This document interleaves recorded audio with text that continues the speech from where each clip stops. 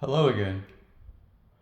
The position in front of us could quite easily be a composed study. In fact, it's from an actual game where Francois-Andre Danican Philidor played black against a Mr. Bowdler who had the white pieces. And we are, as can be seen, getting very close to the conclusion of this game. But the question is, who wins, or is it a draw? And it's white to play and with a question mark. So how does white continue this? As can be seen, black would like to queen this pawn. Also, this is a distraction for white in the sense that he really does need to keep an eye on it. In fact, we have, without doubt here, that white, if he loses this pawn, then quite conceivably he could lose the game. He would certainly only be able to draw it because he would be left with a king and a knight, and that's not enough to win. So, what does white do? He doesn't really want to move his king anywhere because this pawn would advance. So, can you see white's next move? Well, it is in fact knight e3.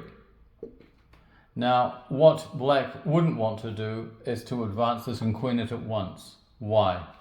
Well, for the simple reason that taking it, advancing here, there, he goes here, and as can be seen from that position, he can stop it, and he would indeed win the game. I don't think there's much doubt about that. For the simple reason that he'd lose this pawn if he advanced it.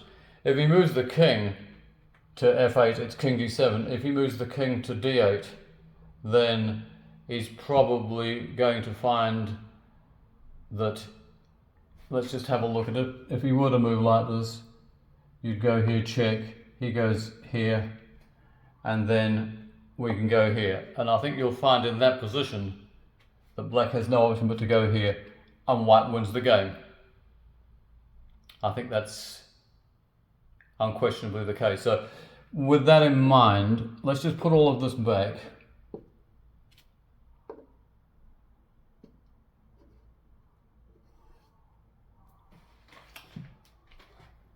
Okay. That is the starting position. So we've agreed that knight e3 is the move, but not f1 for black. So black doesn't want to move his king for reasons already entered into there.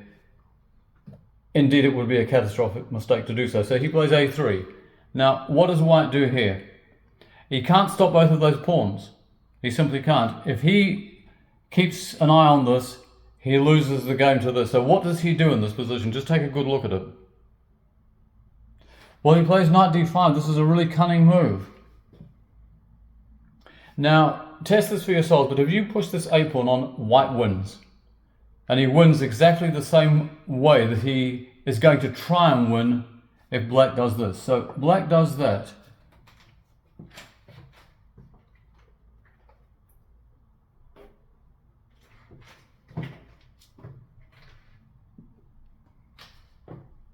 So, what does white do there?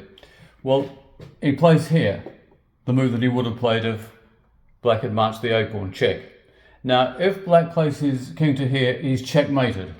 Test that for yourselves. Just keep looking at that position. So, he has to move this way. So, it's pretty obvious now, I think, what white is going to do. Yes, he's going to push this on. So, there's only one realistic move here, and that is to go here. White queens the pawn.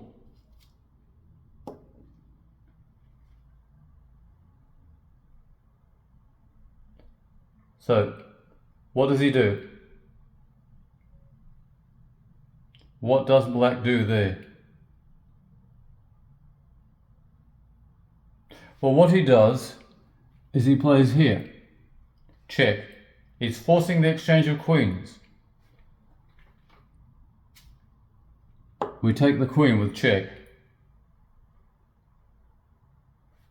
He takes back. Now, how does white stop that pawn? Well, first of all, he gives check. The king has to move. So he goes there. And now, yes. There we go. And black moves here. And white moves here. And so the game ends in a draw. And that is a very instructive endgame. And I feel that anyone is capable of getting a lot out of that position. There doesn't seem to be much in it when you initially look at it, but there is more than you would think. Very interesting it is, and I trust that you enjoyed it. And goodbye for now.